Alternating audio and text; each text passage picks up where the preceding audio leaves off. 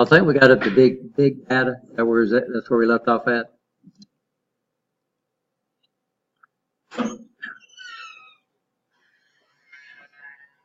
Now, of course, this is also available on the NC3 site. If you go to, I think it's curriculum or whatever, you got this flash card thing exactly like this. Cobot. What does Cobot stand for? So, guys, we have a lot of companies now that have a lot of robotics there. And most robots can't see. So what we're trying to do is in robots, we have some big robots that have a lot of torque, and they could definitely pinch points, knock you down, and they don't care.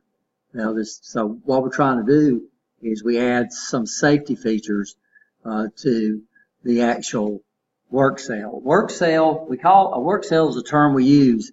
That's anything that's inside the robot's reach is considered part of this work cell. So everything the robot has got to get to has got to be within the what? Within the work cell. So the direct cooperation of humans and robots in a work assignment. So we got to have robots, and most robots, guys, these guys, all they do is they run a program. That's all they do is run a program. And they do exactly the same thing over and over and over again, and they do it extremely precise. But they don't know you. If there's not some type of sensor out there that lets the robot know when you enter that work cell, then it'll just flat wipe you out. So what they have to do on most robots is they put them inside fences. They put the work cell inside a fence. And then they put an interlock on the fence. And when you walk in and when you open the door, what happens? Robot just stops. Stops exactly where it's at. Then what you have to do when you come out of the work cell, you close the door. You have to go over to the teach pendant. You have to pick it up. Then you have to tell the robot it's okay to go back and do its business. Right? You understand? So we're looking at some features here that they're adding. And this is the one we're looking at the very end. The cooperation takes place without protective equipment. So this is what we mean by coexisting in the same work area, right? And what we're trying to do using sensors or vision systems, what these robots can do or what the controller can do, the robot don't do anything. All the robot does is run a program. It's the controller, the computer that's over there running that robot that they can take information like from cameras or motion detectors and start doing things where the robot, instead of stopping, does what? Will slow down. And that way the robot's still in production. And instead of you having to reset the robot, when you come out of the work cell, it goes back up to full speed. Are we okay? So this is a video I just found. Application Workers Assistance Systems, Robots don't have intelligence. It's the controller, the computer that has all the intelligence, right? So robots are part of a system. So robots don't exist by themselves. They're part of a complete system, right? Slows down, changes force, or stops contingent or established safety parameters. And we'll look and see. I don't know. These are probably just taking us off to definitions. These are probably not going to take us off to actually videos. We'll see. Yes, it is.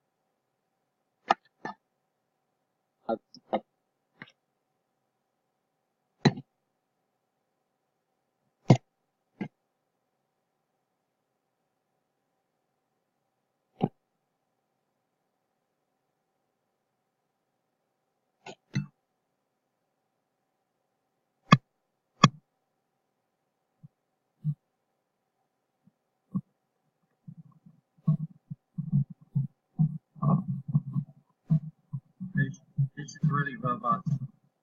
This is a pneumatic robot, which is pretty good. So it uses these vane actuators right here to move.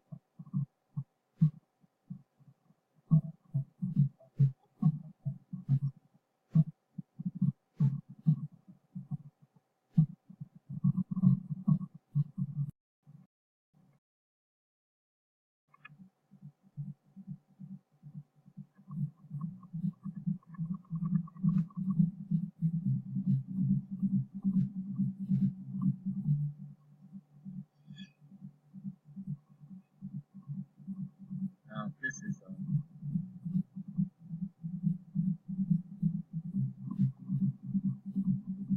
can y'all hear that okay?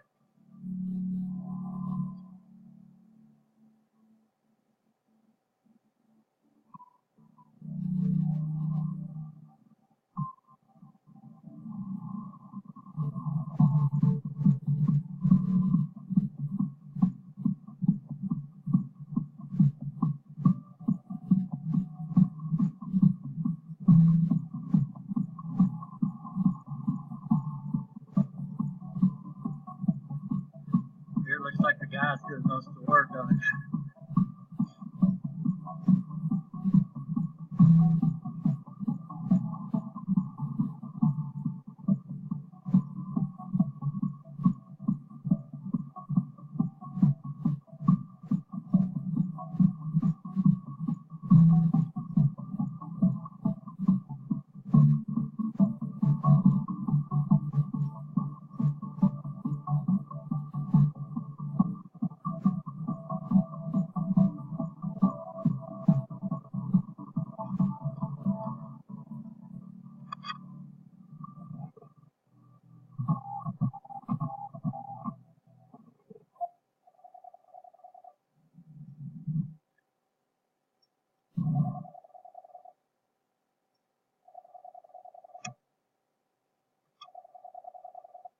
Hello.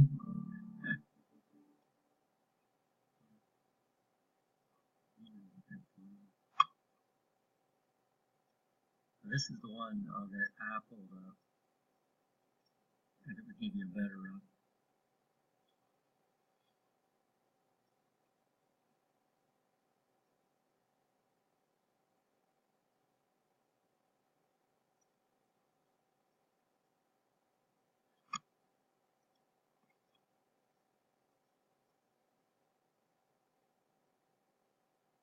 this actually explains it a little bit.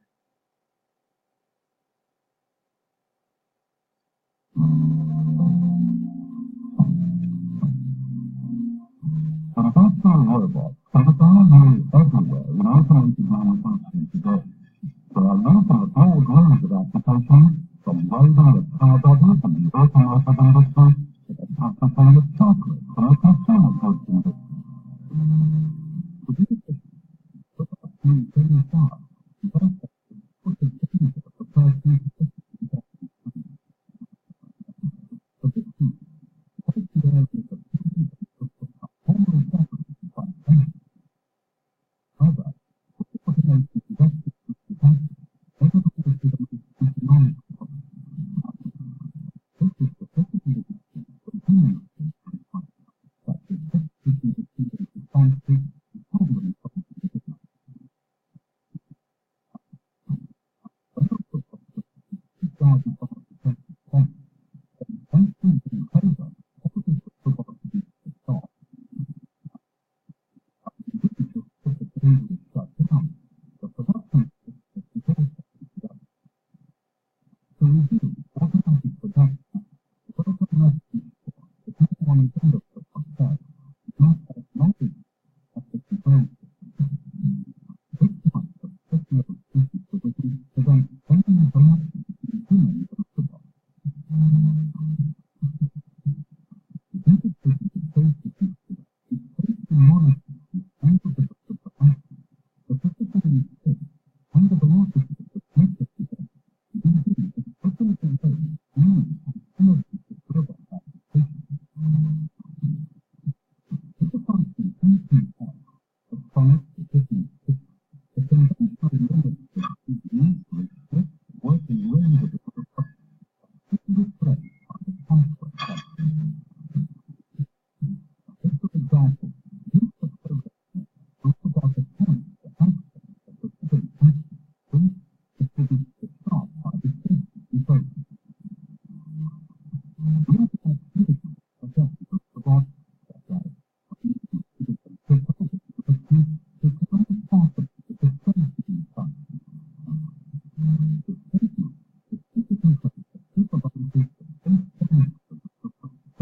kind of process is becoming a habit. Overall, this moves how you think the technique of crucifying things in the state, more determinable state, is just a human response. The composition of the response of two steps. Most of human response actually complements one another. Now,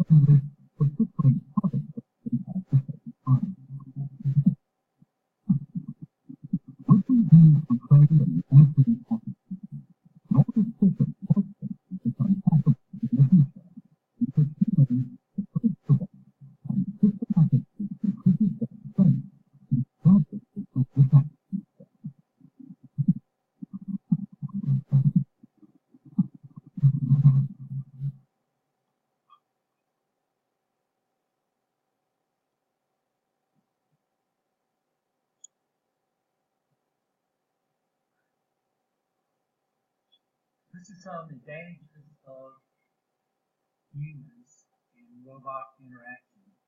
So humans are highly flexible. You say the robots are fairly flexible. But what you have to understand is a robot can't reason, right? Understand that. So it's very, very hard for a robot to make instantaneous decisions if something is not the norm. So normally a robot does a really, really good act as repeating the exact same paths all the time. But anybody that works with these automated systems knows that things go wrong every once in a while. Something is not exactly in the right spot that the robot expects it to be, and we have jams and stuff like that. And of course, then it's up to the technician to know what to do to get the line and everything back up and running. They adaptable. So we're adaptable. Robots are very non-adaptable. They don't adapt, right? They have to be reprogrammed to adapt to a new situation. Good execution of fine, complex work content, improvisation, being able to improvise. Robots can't improvise. They run a program. That's what they do, right? Ability of judgment and no maintenance requirements. Advantage of robots, high degree of repetition accuracy and monotonous things. Robots do a lot of things that would be very, very monotonous to us. Anything that can be repeated over and over and over and over again, robots don't care. They don't care how many times they do it. They don't care if it rains. They don't care anything. They don't care if it's hot, if it's cold. They don't care, right? You understand? They just keep running the same program all the time. And they have a very, very high repeatability. Integrated process control possible. This is the problem we have with disadvantages. We get tired, right? So what do we have to have every day? We go in and we work an 8-hour shift. There's hardly nobody that works 8 straight hours. Right? You usually get breaks, right? You have they try to give you a break, so many breaks during the day, and of course you get a lunch break or something like that. So we fatigue, and we got 14 people signed up for the class, and how many people do we have here? So the bottom one right there at the bottom says what? We are what? Unreliable. High fixed costs. What robots do? They get into place. We had a guy. worked at a printing shop up at in Birmingham. I don't know if it's still there, but he had one system over there where they were bringing these pamphlets down, and when they came down, they was vertical, but to be stapled, they had to flip them horizontal. So he had a person over there standing there flipping those things over so it could go through automatic stapler. He wanted to do it with a robot. And when we told him, he said, well, initial investment was probably $50,000-$60,000. He said, what? Well, we don't have to flip them that often, right? So it's cost effect. So robots are an extremely high initial cost, but if they do the same thing and you only do this, like this guy only had to do it when they ran a certain company's brochures. They didn't do them. But he didn't have to do it for everybody, so probably 90% of the time that robot would have just been more just sitting there idle. So it wasn't cost effective for this, right? People like Mercedes and stuff like that, where you're welding cars and all this kind of stuff all the time, and you do almost the same thing every time, and that's where it becomes very cost effective. And once robots pays for themselves, then everything after that is profit, right? High performing effort, acceptance amongst employees. This is really, really hard. We worked out at US Steel, and they were rolling. They had big old slabs, and the slabs would come in. They would roll them into certain shapes. Then it would go across the cooling bed, and they had two people sitting in the shack, and they would put the the order number on the side and a little punch down thing. They had a little rope they would pull out, and it would roll out there, and it using the pneumatic cylinder, it would shoot out and puts the part number, heat number, everything in part of that slab. They brought a automated system in there, a big stamper that came in there, and it would do that automatically. So all the guy had to do up in the shed, he put in the heat numbers and hit a button, and the thing would come down and stamp it. They hated that thing because it lost how many jobs? 2 jobs. So what would happen, and nobody liked it, so what they would do is they would park a slab up under that thing. These things are a couple thousand, almost 1,000 degrees. They were still red hot, and they burned that thing up. So it wouldn't work. So it didn't work after a while because they parked in slabs under there. Even the water could. So acceptance among employees. Cloud computing, we all talked about that. Everybody, what's the cloud? It's a bunch of file servers that it's accessible over the internet, right? Understand that? So like I said, we don't use it here. Well, that's not true. We have a file server here. We got 6 terabytes worth of data storage in that thing, and I can access it from home. So that's our cloud here.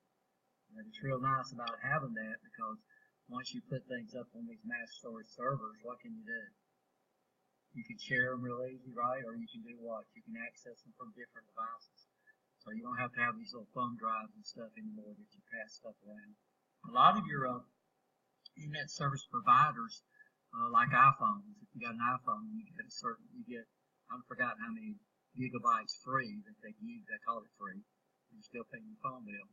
But then you can upgrade that and get more storage space if you want to. Cloud computing. The term cloud or cloud computing describes the division of IT infrastructure, IT services such as computer performance, user software, and storage space for the internet, and corresponding services in the private vehicle network without software having to be installed on the computer. And most of y'all are familiar with that, right? Public clouds, private clouds, hybrid clouds, and then a community cloud. Okay? Any questions here? Yes? No? And these are terms, by the way, and what they like to do on these tests is they like what? They like to use a lot of terms, right? It's a lot of them tests. And like I said, you have access to these PowerPoints, right? Go back and restudy. Where can you get that? You get it on EC3, and then you go to certifications, and click the certifications. I think it says curriculum, don't it? And then you have a flat, and it's the exact same PowerPoint.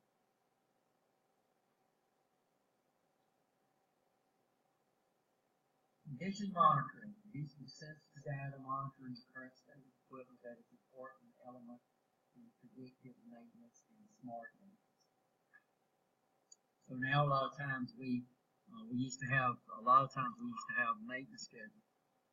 So used to on my car, I would come up and I would say, well, I'm going to change the oil and get so many 1,000 miles on it, but I don't do that anymore. Why? Because my car tells me when to change the oil. And my car says you need to change the oil, right? You understand? So it does the monitoring. So it knows when the oil gets into a certain condition. So there's a sensor there that lets me know when it needs to be what? Changed. My air conditioning system comes up and says, Rich, you know, change the filter on your air conditioner. So now I don't have to go out there all the time. So these are what we call self-monitoring, right? That tells me when these things need maintenance.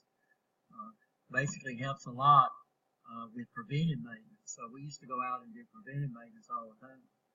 Preventive maintenance means we would have a maintenance schedule and we'd go out there and we'd do stuff and we'd change stuff that didn't necessarily need water. It wasn't time to be changed. So we got a sign on the door of one of our robots where they had to monitor when they came in and changed the batteries on the robot, which is important.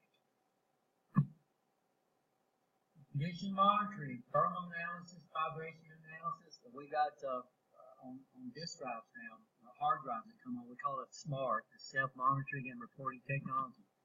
So now these big disk drives will come up there. If you got that feature turned on, it says, hey, you need to back up your data because I'm going to fail. And it gives you a warning.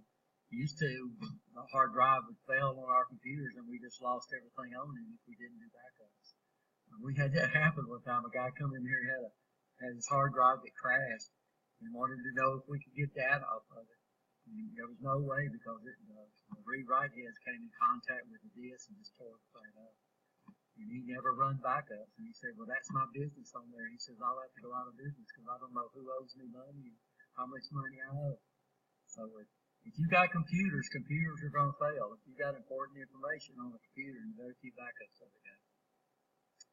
Just like on your cell phone, like your contact list and stuff like that. Vibration, power consumption, oil and lubrication analysis. So this is what most cars do that. They do oil and lubrication analysis. So they'll come up and tell you when it's time to do what? Change oil. Position analysis and detecting geometric sizes. Sidereal physical systems, CPS. An integration of embedded systems with physical processes enabling each individual system or process to collaborate and cooperate a unified system of networks toward a mutual aim. This is what we're talking about, connection, being connected, having everything in your factory connected. And they're constantly communicating with each other and running up that automation pyramid, right? Understand? So now management knows what's going on. They know what supplies they need. They know, instead of guessing, they actually know this. So they can better plan and be more efficient. Computers are names of the game now. There's no place you can go on almost any plant now where you're not going to see like a touch pad or something, an HMI pad or something and it's keeping up with everything, right? Fiber systems, intelligent power grids, independent production systems, navigation driving systems, health systems, doctor networks, and of course, smartphones. Everybody okay? Digital twins, a living digital simulation capable of adapting aspects of their physical counterparts or change, providing data about physical changes. So this is one thing they were talking about, the automated sensor system on the robot, right? So it's up there running a program. And then it automatically does what? It has a physical sense. Somehow it senses when the worker comes into the workspace. And what does the robot do? Well, the robot will stop. The robot did what? Slow down according to a physical change, right? And then when it got into a certain area, that's when the robot actually stopped. So now these robots can actually slow down depending on what? Depending on how close. And what this does, it means we don't have to seal off the robot anymore. which is very, very popular because the more sensors you add to a system, the more expensive the system gets. I don't think y'all have anything at Rosa that doesn't have the entry right into the robot cell. Y'all coexist with the robots. Y'all actually get in it. Yeah, so you go in there and you like open up the door and the robot will stop and wait on you. Yeah. So see, that's a lot. Huh?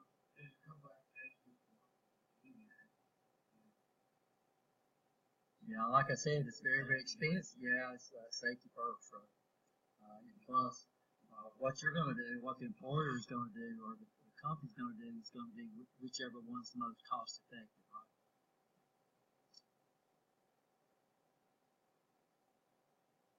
Effective assessment of systems current and future capabilities or early discovery of system performance and efficiency.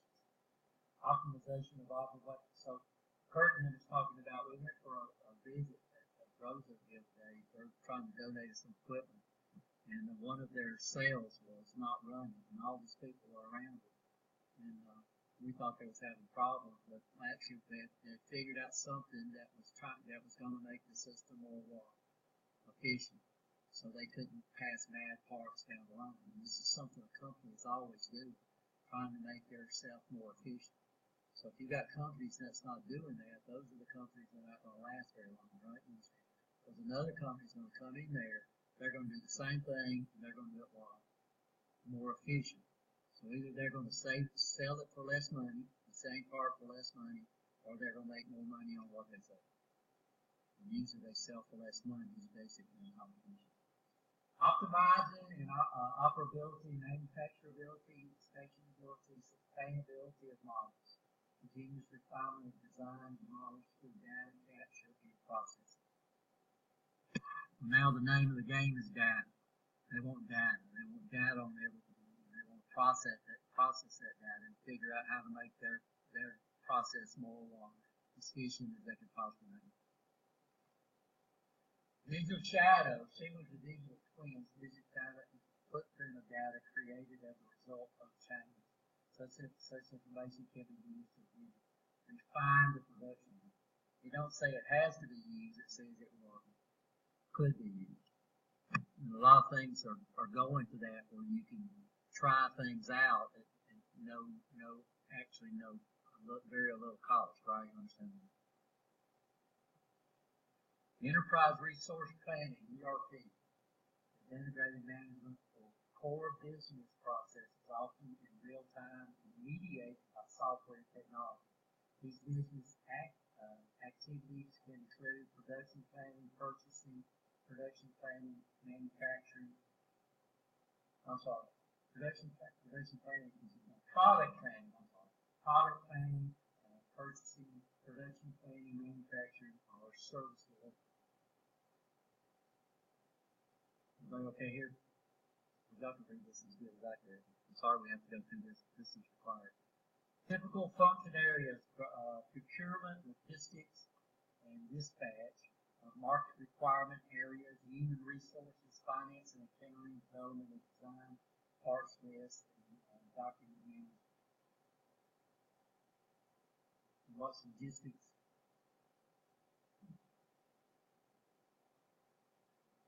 It's basically making sure everything's at the right place at the right time. Horizontal integration that extends beyond a company's internal operations to supply vendors integrate. Vertical integration, comprehensive network communication from shop floor to top floor to coordinate internal activities to yield highly efficient cost effective. So horizontal is basically outside the company, right? Understand? And vertical is what? Inside, right? Makes sense? So here's horizontal and vertical. This is horizontal versus vertical. It says we have a video.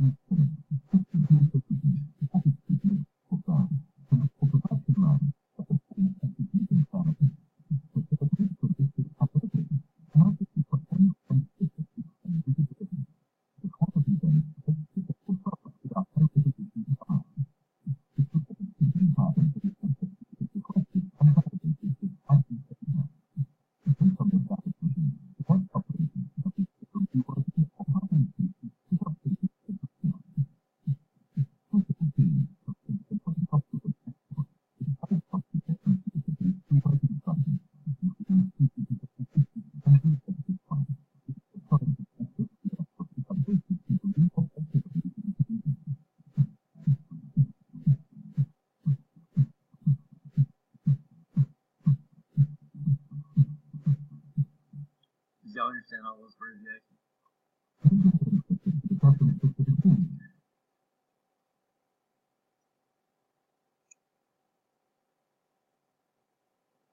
What would that be? Would that be vertical SAP video? What would that be? Vertical horizontal?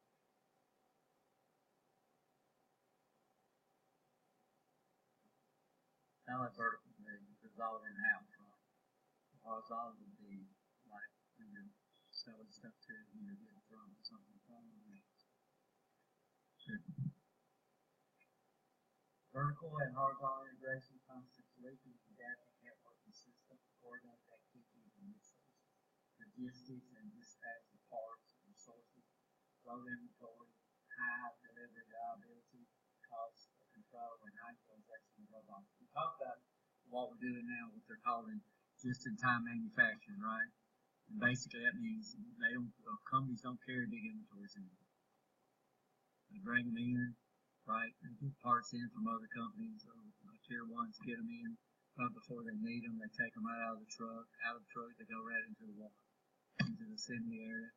And when they're through, they send them out.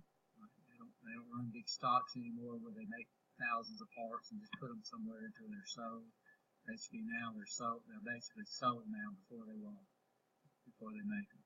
So normally when they get through the part, it goes out the door, loads on the truck, and it's gone. Except I don't know what's going on with Mercedes. Anybody know what's going on with Mercedes? Y'all seen I heard it was swapping over models. I'm not sure. Down here at the old grocery Westlake Mall, those parking lots are packed with Mercedes. Packed. And they did have the parking lots over at Alabama Beach are packed too, but they finally opened up. I don't know what they did with all those cars.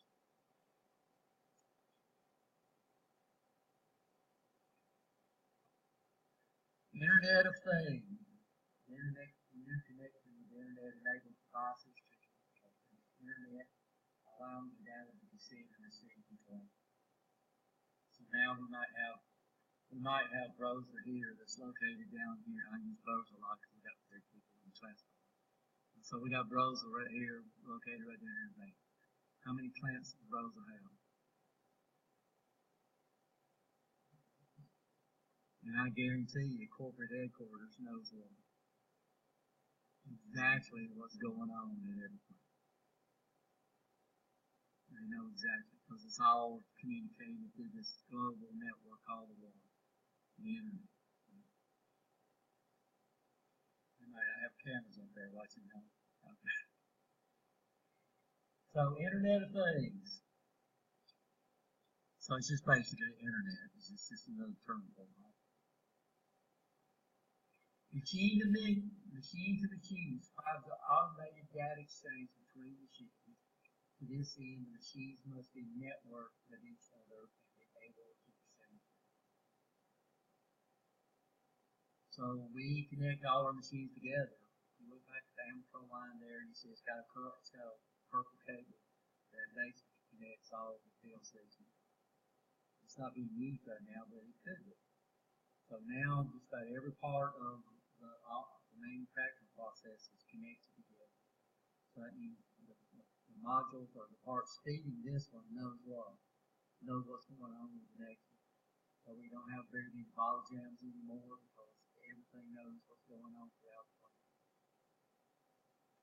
Machine to machine communication, right?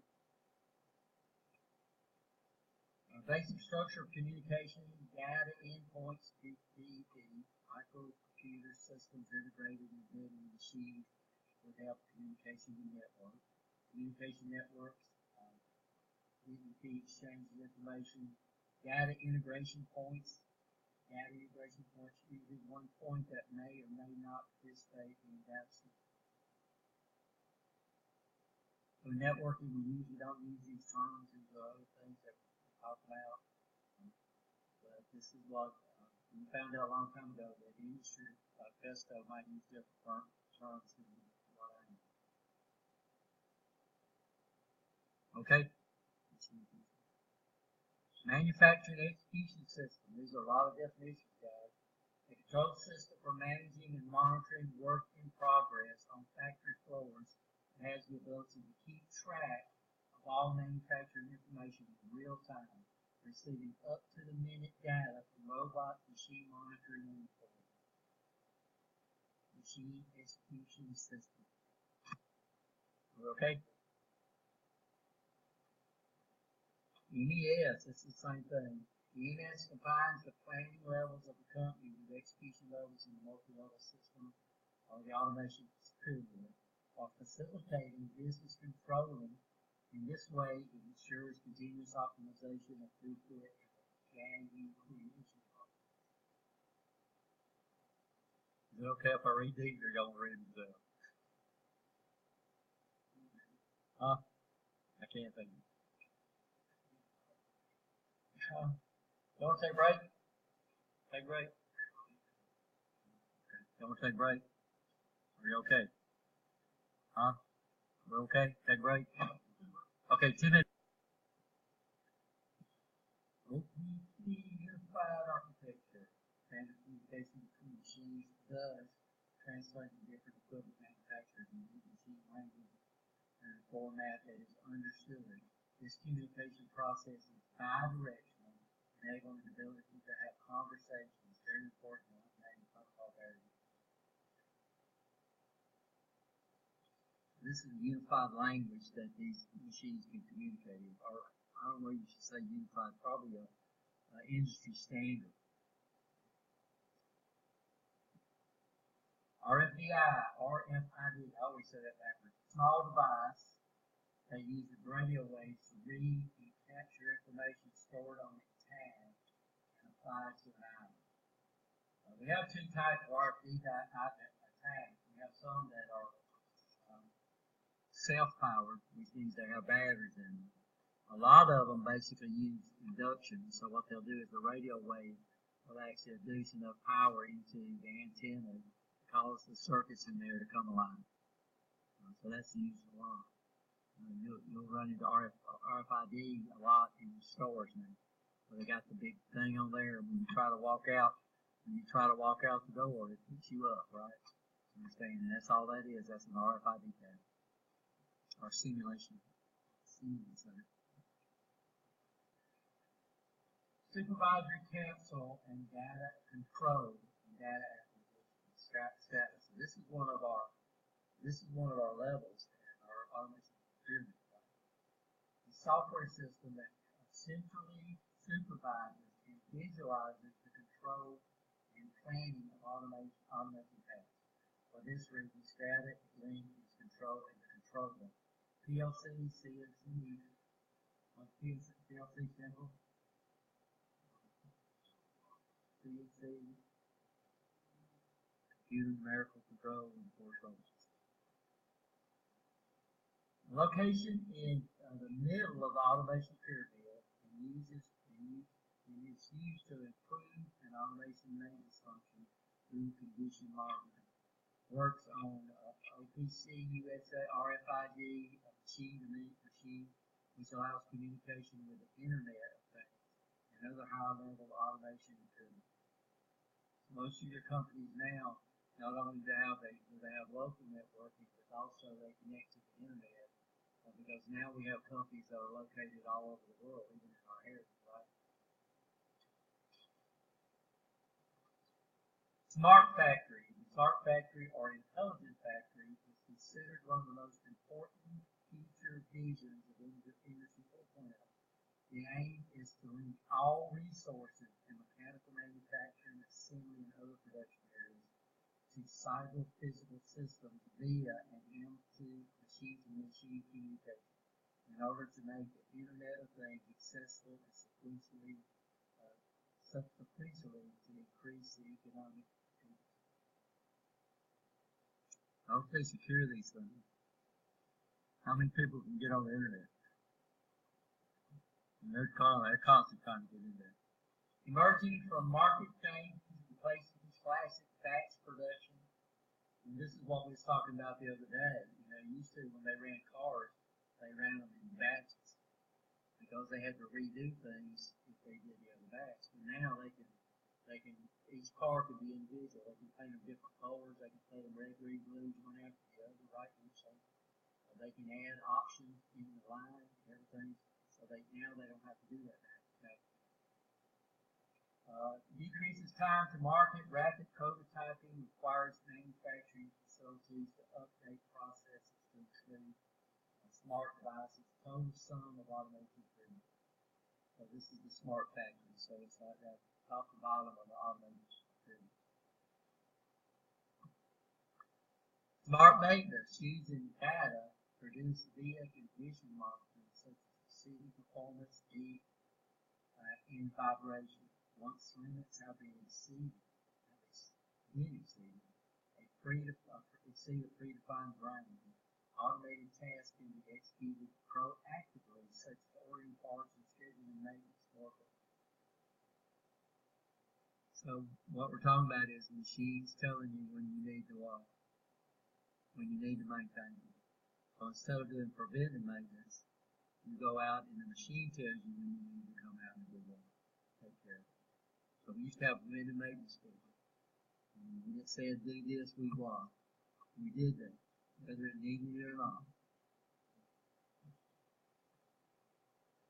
Our maintenance, unscheduled shutdowns, so this is what it helps us prevent. Condition monitoring, predictive maintenance, real-time analysis, and bottleneck investigation. What's a bottleneck? It's where things stall out, right? Where you don't have enough throughput, some way. And of course, your production is only as fast as the closest bottleneck, right? Impact of Industry 4.0.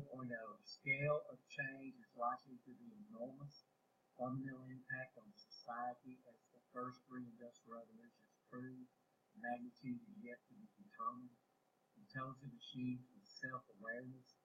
Internet of Things will become as important as our cell phones and other forms of electronic devices. And this is coming because everybody's trying to make the best part they can make at the cheapest price, right? And what's probably one of the most major costs of just about any production. Yeah, people. But these things are still machines. They're electromechanical devices, which means what? Somebody's going to have to fix them. They're programmable, which means what? Somebody's going to have to program them. What jobs are disappearing are these labor-intensive jobs, right? These jobs where you go out there and do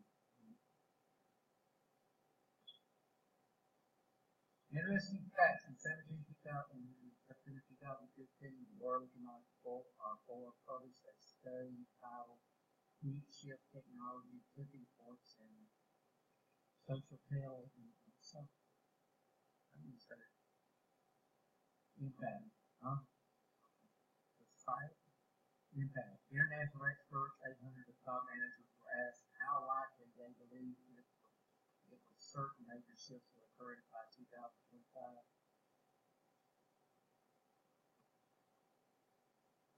And they didn't give us the answer, did they?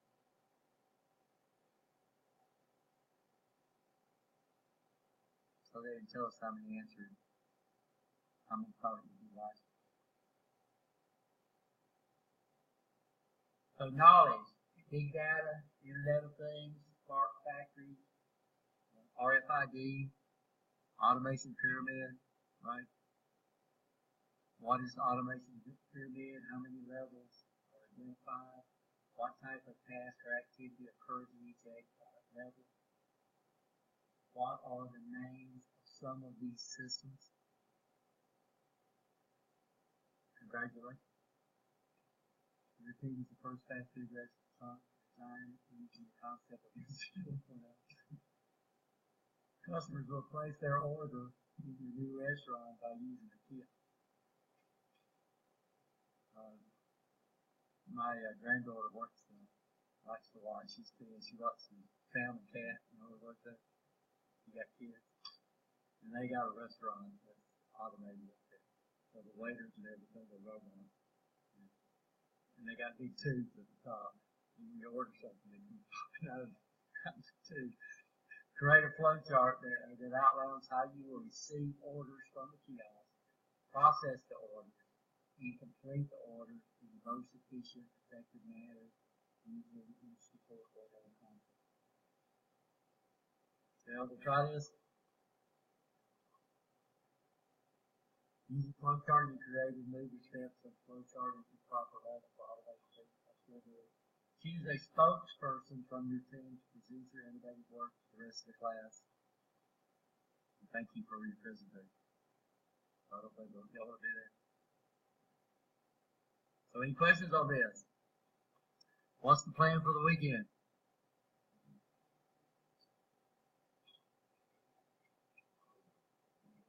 Huh? Yes. So you'll be able to use your notes. That's even in the guidelines for the test. You will be able to use your notes. So that's what you need to do is go up there and go back over the wall, PowerPoint, make sure you know those levels of what, the pyramid, and make sure you know a lot of definitions. And what you need to know, I know this is on the test, it's been a long time since I took it, what major occurrences specified what the start of each, what the start of each of the different industry levels. Of course, we're on level 4, right? What they consider. What major invention caused that the definition of when these different levels of industry start? I know that's on the test. Just make some notes. Like I said, you can use all the notes you want to. You can't use notes in the MSSC test, by the way, but you can use notes in just about all the NC3 tests. No, they're up there. So you've got access to these flip charts.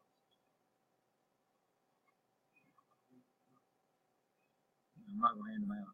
Oh, I know what you mean. I think this is on. Let's see if I put it up on Blackboard.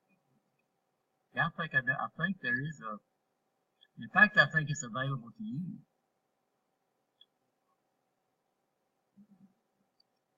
Well, let's see if it's. Huh? I'm not sure. I know they're available on the NC. I know they're available to me on the NC3 side. Let's look there first.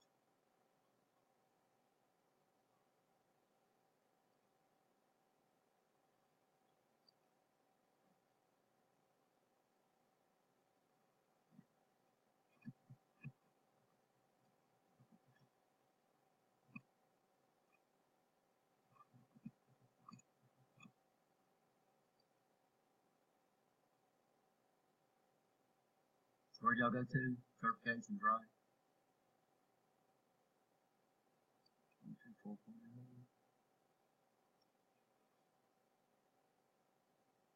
So this is not. Is this available on y'all side?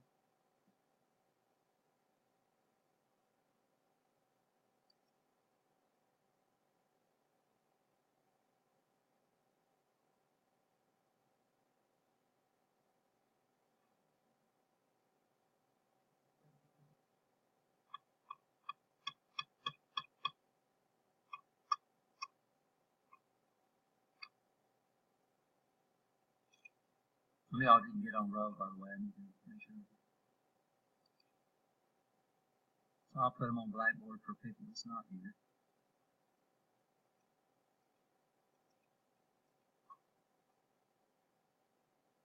And by the way, if you leave the class early, this is in the syllabus, right? So I noticed we got some guys on the back there as well. They left, right? I'll have to talk to them, let them know that they're not supposed to leave late. So what I'm gonna do is I'm gonna call roll again, and the people that's not here, even if they were present, they get a tardy, which don't mean much, but at least it makes my record correct. Huh? Yeah, I know Lee. He told me. I don't know what he's doing. He said y'all keep notes for him.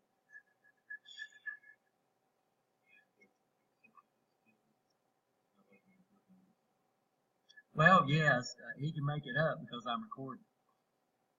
So he can. I'll upload it to YouTube, and you can do it that way.